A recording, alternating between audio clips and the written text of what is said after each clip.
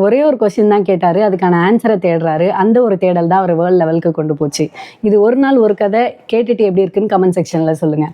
1863 கொல்கட்டாவில் பிறக்கிறாரு சுவாமி விவேகானந்தா. அப்போ ஒரு சாதாரண பையன் தான். ஆனால் அவர் மனசில் ஒரு ஸ்பார்க், கடவுள் இருக்காரா, யாராவது பார்த்துருக்காங்களான்னு.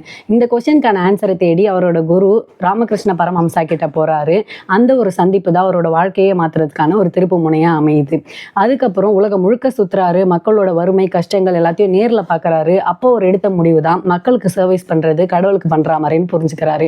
அதுக்கப்புறம் 1893 சிகாகோவில் ஒரு பார்லிமெண்ட் ஸ்டேஜில் பேசும்போது சிஸ்டர்ஸ் அண்ட் பிரதர்ஸ்ன்னு சொல்கிறாரு. அந்த ஒரு லைன் உலகத்தையே இந்தியாவை திரும்பி பார்க்க வைக்குது. அதுக்கப்புறம் அவர் ஆரம்பித்த ராமகிருஷ்ணா மிஷனும் ஒரு ரெவல்யூஷன் தான். அவரோட பிறந்த நாளான ஜான்வரி 12 தான் நம்ம நேஷனல் யூத் டேவாகவும் கொண்டாடிட்டு வரும். அண்ட் 1902 அவர் இந்த உலகத்தை விட்டு போனாலும் அவர் விட்டு சென்ற வேர்ட்ஸ் இன்னும் மில்லியன்ஸ் ஆஃப் யங்ஸ்டர்ஸ்க்கு இன்ஸ்பிரேஷனாக இருந்துட்டு வருது. Arise awake stop not till the goal is reached. எழுந்திரு விழித்திரு, நீ இலக்கை அடையும் வரை நிறுத்தாதே. இந்த ஸ்டோரி உங்களுக்கு பிடிச்சிருந்தா மறக்காம ஒரு லைக் பண்ணிட்டு ஃபாலோ அண்ட் சப்ஸ்கிரைப் பண்ணிக்கோங்க. நாளைக்கு ஒரு இன்ட்ரெஸ்டிங் ஸ்டோரியோட பார்க்கலாம்.